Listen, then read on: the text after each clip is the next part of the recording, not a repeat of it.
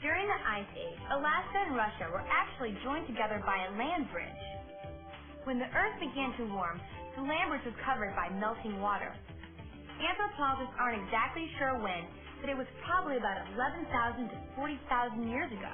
A lot of the north is populated by the Inuit. That's what the Eskimos are called today.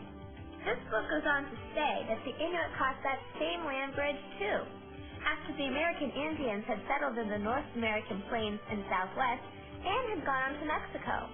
But instead of going south, the Inuit first settled in the north, near the Arctic Ocean in Alaska. And about 1,000 years later, the Inuit colonized Canada and Greenland too. Here, take a look at these little islands on the map. That's the Canadian archipelago. The Inuit arrived there by boat. Okay, great.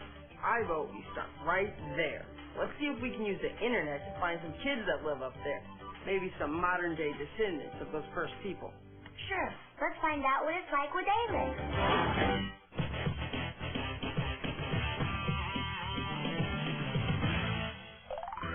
And now, as if by magic, I give you the Leo Usak School.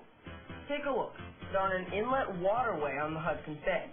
This way it's in Canada and the Northwest Territories. Yeah. It says on their homepage that they're the first school on the internet in the Canadian Arctic.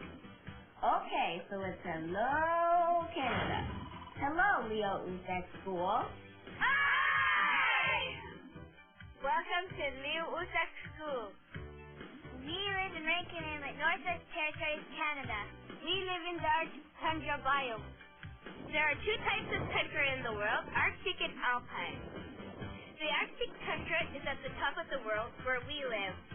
Because of the permafrost, we can't have basements.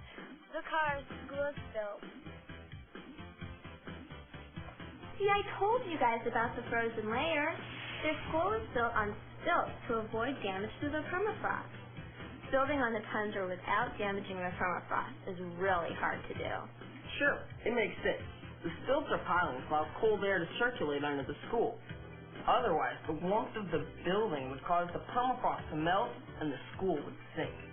I read that anywhere the permafrost is damaged, you get a bog or swampy area, and the damage can last for years. So it's really important to see that the tundra is protected.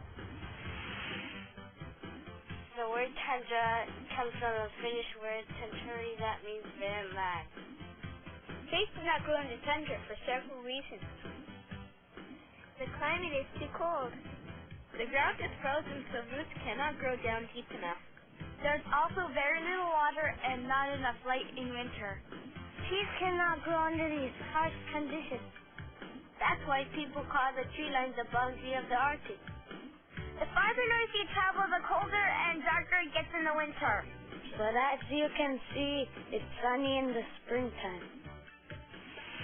Springtime with snow and winter clothes? Wow.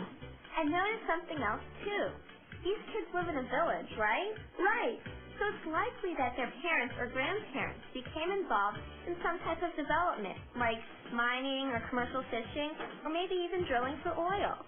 So they built towns, and their way of life changed to become something more like our own. Okay, but the fact is, many of the native groups still rely on the hunting and gathering habits of their ancestors. I like visiting other people's web pages. I hope you visit ours.